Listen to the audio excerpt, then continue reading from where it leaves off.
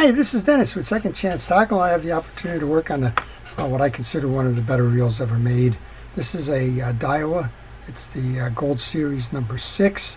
By today's standards, it's about a 60 or 70 size reel.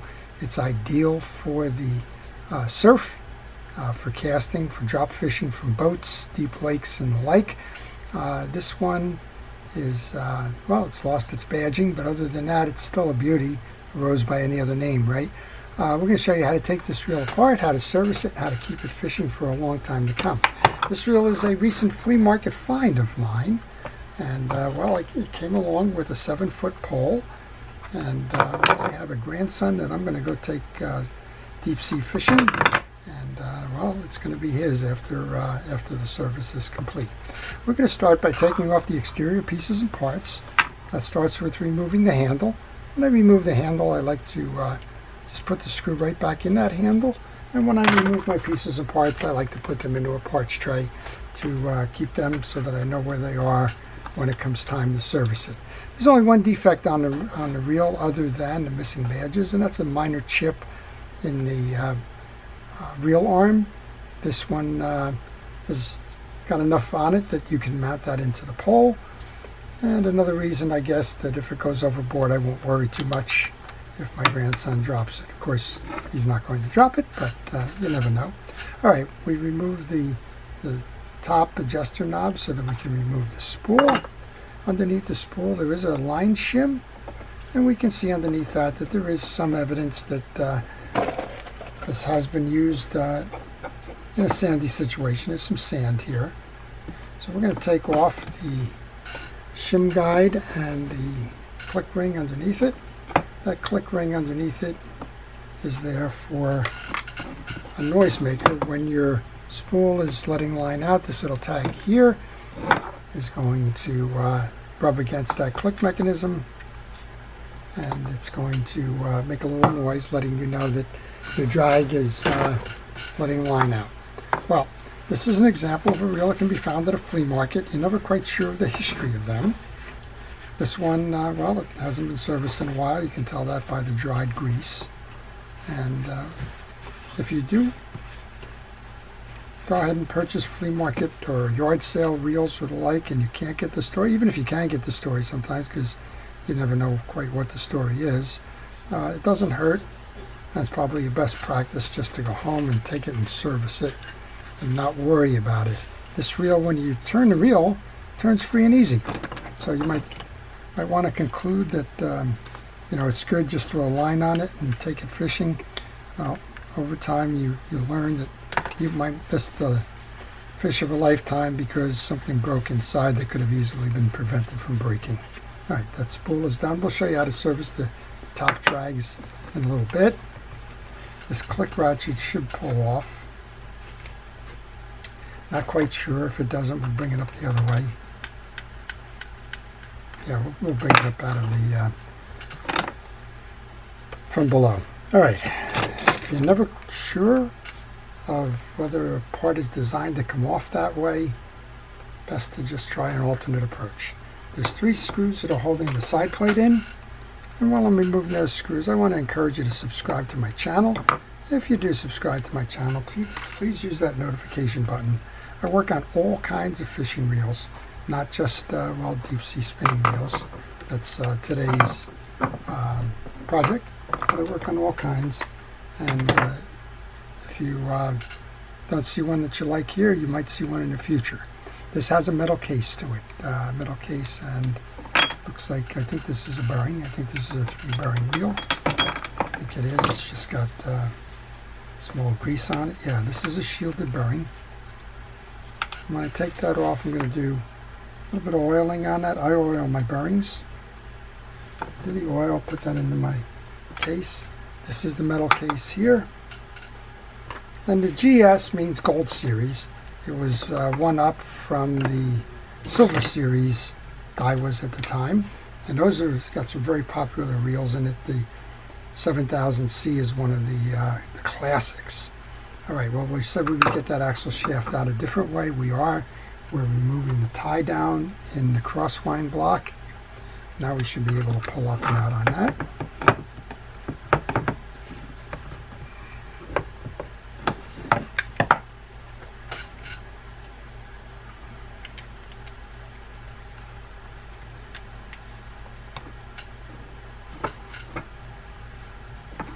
notice I have another screw line here.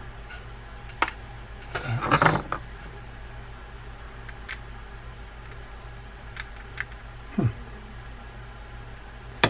not sure why this is being stubborn. There we go. All right, that was being stubborn for whatever reason. When you're working on reels like this and you find something that just isn't cooperating, don't use brute force. Try to use your brain first.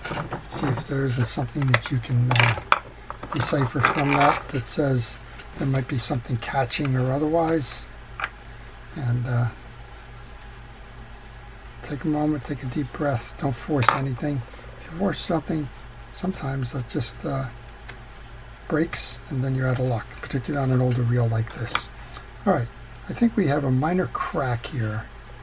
Looks like maybe not. No, that could be engineered that way. I think that's engineered that way. All right, into the parts tray. Next up, we remove the main gear. That comes out. And so much of what we do in terms of reel service and repair is simply just cleanup. It's cleanup. It's examining the pieces and parts, making sure that they're not damaged. Re-lubricating, reinstalling. All right, this is your crosswind gear. I'm going to use a penetrating oil on that main gear to soften the old hard grease that's around the back of it. Then we're going to come up top here and we're going to remove the rotor nut so that we can gain access to the pinion gear and the pinion gear bearing. This is a 14mm nut. You can use an open end wrench on this one because it's not a deep well on the rotor. And again, when you're doing flea market reels or used reels and you don't know the history, maybe you got it off of eBay or whatever, it doesn't hurt to do this. It's only going to take you about 20-25 minutes, but it's going to save you an awful lot of heartache and issues later on. All right, this has a traditional pinch type of an anti-reverse dog. Let's see if we can get that out of the way. And I think what I want to do, I got to get the stem out here, so we're going to remove this anti-reverse dog clip here.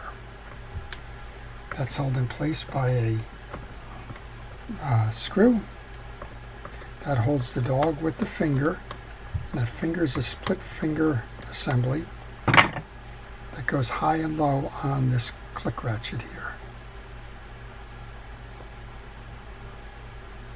This is a good place to tell you to take pictures.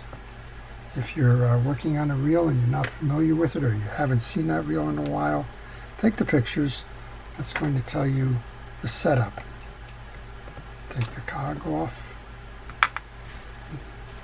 We have a lot of old grease here, but we also have a collar that's tying down the pinion gear, so we want to get to that as well. I'm going to use a spray, just like we did on the others, to do some cleanup here. You don't need to remove that secondary anti-reverse override unless it's broken. You should be able to swing out this collar without getting involved too much in that click. There's a couple of parts on reels you don't need to service, you don't need to worry or bother or take off. That's one of them. Another one is that bail spring assembly. If your bail is firing, you do not need to remove that bail as part of the basic service. I have a lot of reel in a bag projects come in because folks thought that they took every piece and part off for some reason. It was going to improve the performance of the reel. They had a perfectly fine operating bail. The spring shot out and they couldn't figure out where it went, how it went, or where it went. And they wind up as reel in a bag projects. So if you want to minimize your efforts, maximize your service time and fishing time, you don't need to take that out. This one has what's called, I call a slam bail. There is no internal trip lever on this. There is an assembly that hits off this and causes that bail to trip. Okay, this is the third one. This is the collar that's holding down the pinion gear and bearing. And that's the last part we need to get to. Chris is saying, when are you going to use the slide hammer? Well, not yet, Chris. Kind of an internal joke here. All right, clean it all up, get the old greases off, clean out the cavity. I'm using a cotton swab for that. Then we can come underneath here, make sure that all the old grease on this side of it is. Now, if you didn't pull that pinion gear, two things: you wouldn't be able to have access to your bearing, and the upper part of that case couldn't get cleaned because the stuff that would lodge behind that pinion gear would be inaccessible. All right, just clean up the rest of the case. And you can tell this one hasn't been serviced in a long time. You don't know what's in that dirty grease. It could be sand. You saw some evidence of sand underneath the rotor. It could be some kinds of dirt that's abrasive. You don't know. So this is why, if you don't know the reel, it's best to just take the time to do the cleaning of that reel.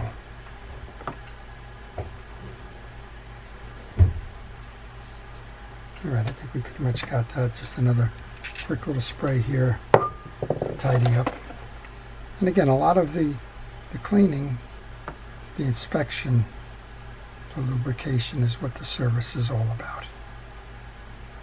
Of course, if you find any broken parts, you're going to need to replace them. And that's a problem with some of these older reels. Sometimes you're going to pick up a reel at a flea market or eBay or something. You'll find out that there's a part in there and that part is no longer available, and well, you're kind of out of luck. All right, that's that. Here's our collar. I know that's the top side up. There's the bearing. I want to do the same thing that we've been doing with everything else. A spray down on our pinion gear threads with some penetrating oil. I'm going to use a bristle brush here. Hard brush, you should be able to pull through the gaps or the valleys of the teeth, get all that old grease out. And I like to put it onto a towel because it's transferring what was on the pinion gear onto the towel and leaving that free. The bearings, when I was testing them, are fine, and they're still fine. I'm going to put the bearing back on, oil the bearing. Again, it's a shielded one, so the oil will seep through. I'm going to use fishing reel grease now. I'm going to use Penn Precision reel grease, and well, re-grease the pinion gear. A good time to tell you if you have any questions on this reel or any reel. If you want to leave them in the comment section, I will try to answer those for you. All right, this is going back in. Before I go full with that, we said this is the top of that carrier, and I noticed that this tag end is under that spring assembly there. So when we go to load in, push that down, make sure your bearing seats, bring this in and around, and once you've lined up the holes, go ahead and replace the screws. As those of you that know me and screws know, this might be a little effort here, so if you want to go find something to quench your thirst or your appetite, while I put these in, you're more than welcome to go do that. All right, this is the first one. Now, I don't tighten that one all the way down because I still have to align the holes on the other two. They're close, but you want to make sure that you have access to it. Sometimes you do need to move that collar a little bit.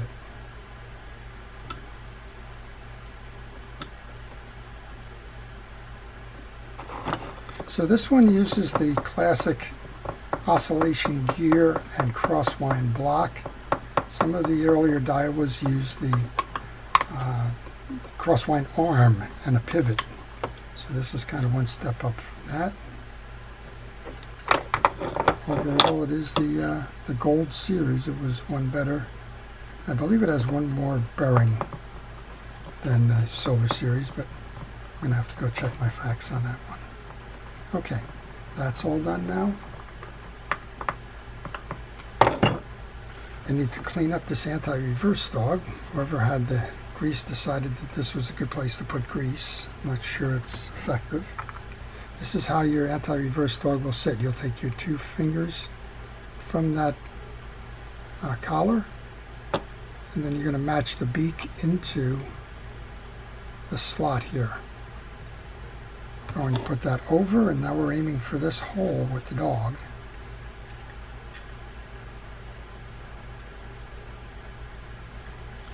Your dog should fit over that little indentation there. Sort of like that. And then we have that big collar goes on next, that big screw.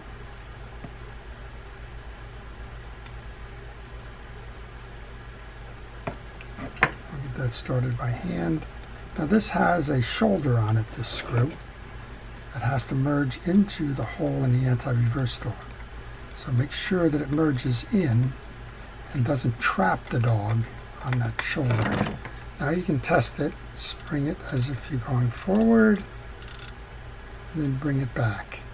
That little click mechanism is right here that's telling you that your anti-reverse is on. You have the override here, which will enable you to spin it backwards without the click noise. Okay, that's set. Got to clean up the inside here. We've got some varnished grease on that. Same fundamentals. And I saw none of this at the yard sale. I spun it. The reel spun nicely. I recognized what the reel was without the badges. It was set right on a spool, but not everybody pays attention to what it says on a spool. And, well, you never see the dirt inside or the salts and the sands or the debris or any of that. So, remember what we said. If your bail is operating fine, you don't need to do anything. You can use a penetrating oil, a regular oil, work that in. This one's firing fine. There's a little bit of something on here. We'll use the paper towel to wipe that off. We're going to bring this back on and put that on right now. Again, if you had any questions about how did this reel come together, or how does it go together, go back to your pictures, find out how you took it apart. Kind of sounds easy enough. In the heat of the battle, sometimes you sort of forget some things. All right, tighten this down. This doesn't have a set screw, but tighten it down. Give it a spin. This one's spinning nicely, and well, we can finish this up then.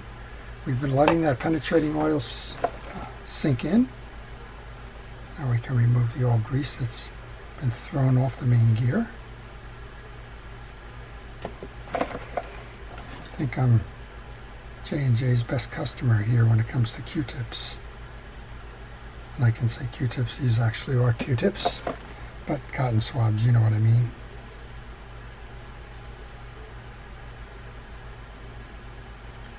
All right, I think we pretty much have that done. I like the paper towels. They don't transfer the dirt and greases from one project to the next. This is a beautiful gear, if you look at that metal-wise. Again, I'm using Penn Precision reel grease here. I recommend that you use fishing reel greases and oils on your reels. Don't settle for a household grease or an automotive grease or something else. I just did a review on some greases that are really specially formulated for fishing, have ceramic particles in it and Teflon and other things that are really quite interesting. You can watch that video. It's Duthalon is the grease. And, well, we're testing it out. I'm going to give you more of an update on that after some tests, see how it does. Probably should have used it on this one because I'm only testing them on my reels. I'm not testing them yet on custom reels. I don't know how that's going to go. I'm looking in the back here. This only has two bearings as well. There's a bushing on the backside case. Might be hard for you to see, but there's a bushing there. Take your crosswind block and screw, conveniently located inside the block here. Get some grease on the slot where that's going to ride. Get some grease on the face that's going to ride against the oscillation gear. Place that in. We can bring our greased main gear in. A little bit of grease onto your axle shaft after it's been cleaned. In through the pinion gear, into the oscillation gear. work it down so that the hole in the oscillation gear aligns with the screw hole for your crosswind block. And put the crosswind block in. Just keep tightening it down. And then once we get to the point where that's tight, we can put our side plate back on. And the only thing left to be servicing the drag and reinstalling the handle. A little bit of grease onto your shaft. It's going to go inside the bearing. Take the oiled bearing now. That goes on. Side plate case goes on. 3 side plate screws.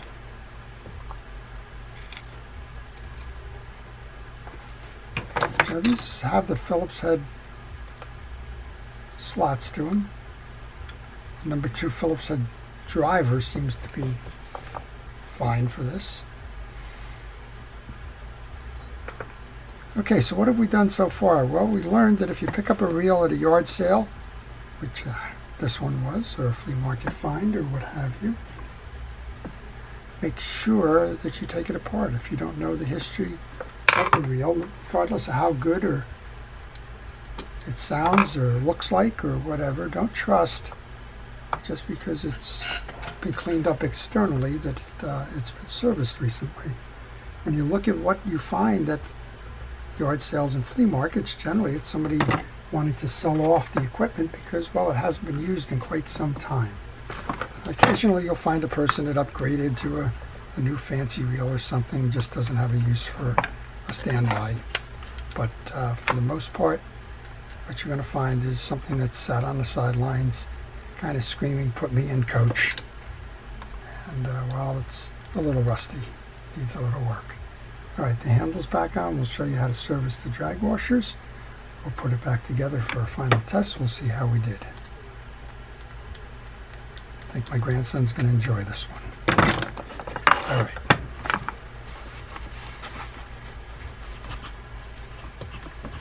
Cleaning that up so that I can get to the retention spring.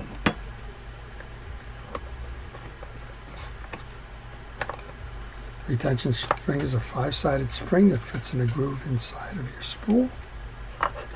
Then we have our drag stack. These are Teflon drags, so all you need to do is make sure that they're clean and free of debris. Well, the first one is somewhat of a fabric washer. Middle one is a Teflon fabric washer. You can use drag grease, or you can use regular fishing reel grease. I just put some grease on, used my glove as a tool to spread that around, and wiped off the excess. I want to clean out this cavity here.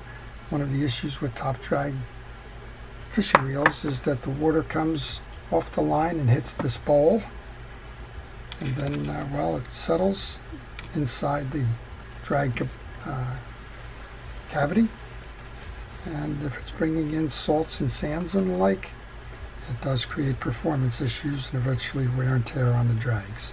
So you should do this as part of your regular service. All right, well, the first one was the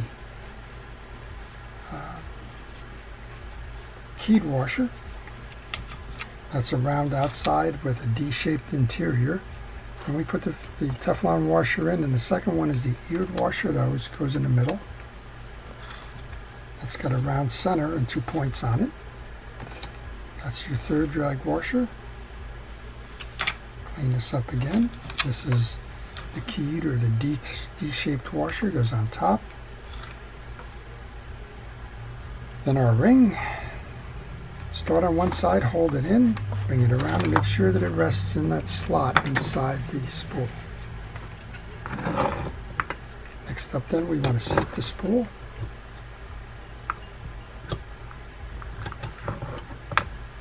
Just like that. Hit our drag adjuster knob, give it a final test. So these clearly were very well made reels. They were introduced, I believe, in the late 70s. This one was made in Japan, so it was before Daiwa moved production to Korea. So it's probably late 70s. Tighten it down, make sure that you have your drags holding.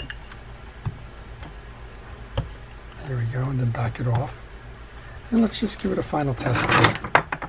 So this is your Daiwa GS6. You saw what's making that little click noise. Boy, this one spins beautifully. You'll get more of an appreciation for the reel if you take that little noisemaker off. But that just spins free and easy. Beautiful gearing, nice pieces and parts. And again, this has got what I call a bang bail. It's going to come over. It's going to hit this little corner here and flip it. And you can see that's a nice easy trip. When I fish these reels, I prefer to flip them manually after casting. So we'll make a cast and I'll just flip it back. There's nothing that prevents you from doing that. Okay, that's it. That's our Daiwa GS6. I hope you've enjoyed that. I want to take a moment to thank our first responders, our police, fire, safety, and rescue folks, and thank them for the jobs well done and the dedication to task. I want to thank everybody for watching. I hope you've enjoyed this. If you haven't subscribed, please go ahead and subscribe. And if you do subscribe, please use that notification button. This is Dennis for Second Chance Tackle, wishing everybody a great day.